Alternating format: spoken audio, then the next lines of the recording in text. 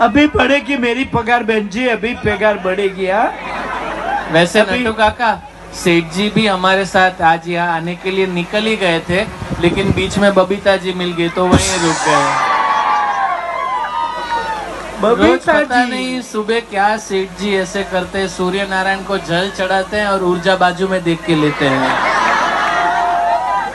बबीता जी को देखा नहीं कि सीधा बबीता जी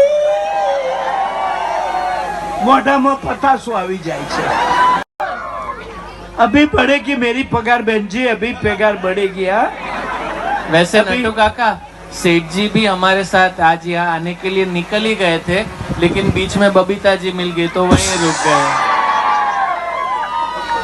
रोज बबीता पता जी नहीं सुबह क्या सेठ जी ऐसे करते हैं, सूर्य नारायण को जल चढ़ाते हैं और ऊर्जा बाजू में देख के लेते हैं।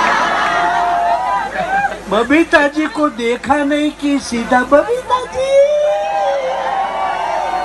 મોઢામાં પતાસો આવી જાય છે।